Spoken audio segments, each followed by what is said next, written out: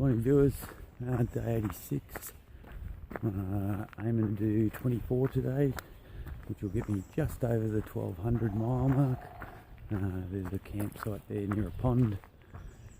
I'd like to be near a shelter, but the shelter's either too short or too long, because it's supposed to rain at about 2 a.m. tonight, or there's a 50% chance, so that usually means rain. So here we go. Let's go up here. Yesterday was a good day. Sorry I cut it a little bit short at the end. I was trying to get some big miles in. So unlucky for some, snake number 13, my first rattlesnake. Not a great fan of rattlesnakes, not a great fan of any snake. Anyone that knows me knows snakes are not one of my loves. So hopefully that's the first and only one I see.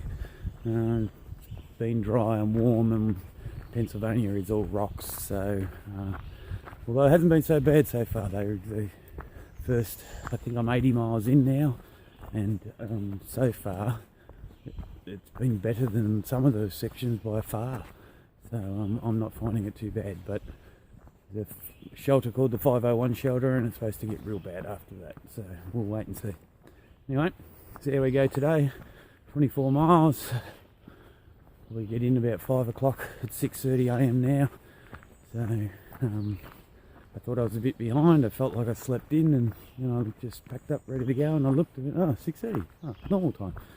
Alright, cheers.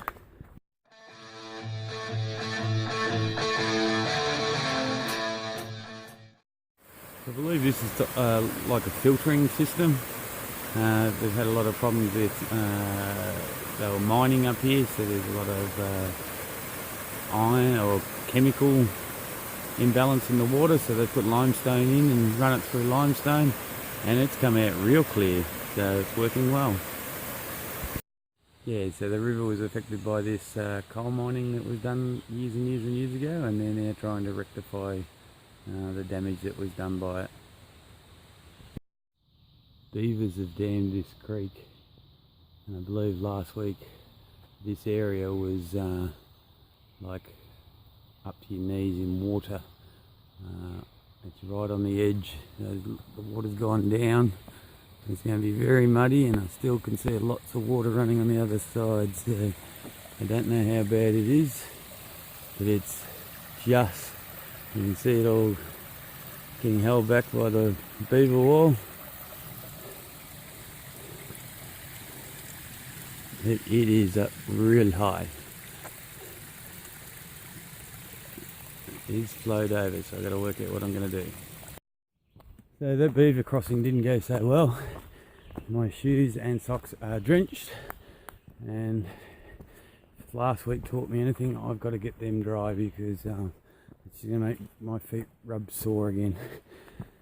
So I did pick up a second set of socks from the church that supplied the spaghetti dinner, and they had some free resupply.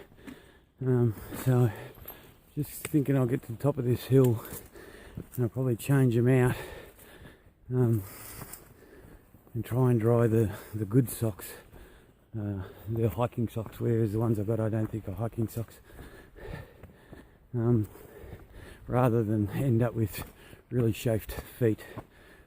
So anyone that's interested, about a mile past the shelter, the Rash Gap shelter or something, mile 1180, the beavers have made a dam, and that dam is now not holding all the water back, and the dam was higher than the trail, so it's going over the trail. You can choose to take your shoes off, which hindsight I should have done, and put my sandals on. Well, I thought I could get across logs, but a couple of logs sunk into the water, so it didn't work. It goes for about, I don't know, 50 yards. There's no way around it because it's flooded all around the trail. The trail is actually probably the highest ground on the lower side of the beaver wall. So if that's flooded, it's all going to be flooded. Okay. You think they could get a bigger sign that I might notice? There's pipeline construction basically right there. And over there. And another one for the southbounders, obviously. Yeah, not going to miss those signs. This bridge is a little bit different. We've got two planks and then a tree log. This is a pretty fancy bridge for the trail. Goes over the river and it's an uphill, so I'm going to have a bit of a rest here and try and dry some of my socks. This is a really nice spot to rest. Nice and peaceful, there's flowing water down there, green, the sun's out, and now I've got to climb. I guess this is where we start going out. It's Freeway 81 and it's telling me to go up this little trail.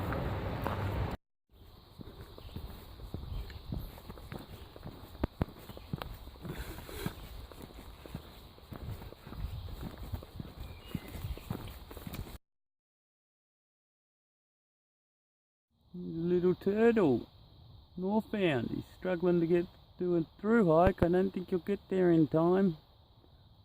Nearly stood on him. I thought he was a rock. This is today's lunch spot. I think it's William Penn shelter. It's a double-story one. Oh, the second story's high. Oh, there's two ladders. You got a ladder there to go up. Or a ladder there. There's not a lot of room up there. But yeah. Smells in here too. That smoke. Yeah, stopping for lunch. Significance of this shelter. Basically when I get back on the trail, 1,000 miles to go. Woohoo!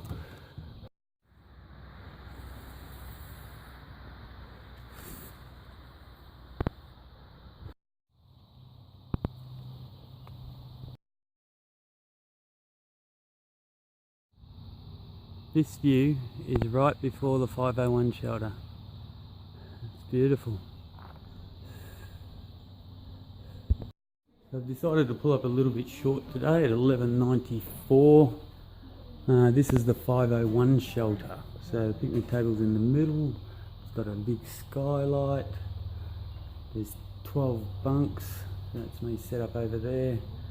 And the special thing you can do from this shelter that's on the trail, you can actually order pizza. Hey. This is the side door to the 501. They're having a bit of a celebration tomorrow, so they put a tarp on. And there's a caretaker for this shelter. That's his house over there, and he actually allows you some power to recharge, which is good. But we've also got a shower here. It's a cold shower, but I took the advantage of having it. Just used my little chamois to dry with. But you've got clean potable water coming out of there. And then yeah, just come in here and you got a hose for a shower and to wash yourself down. I had mud all over my legs from this morning. So I took the advantage of the shower and yeah, I feel a lot cleaner. It was very cold, but I was pretty hot.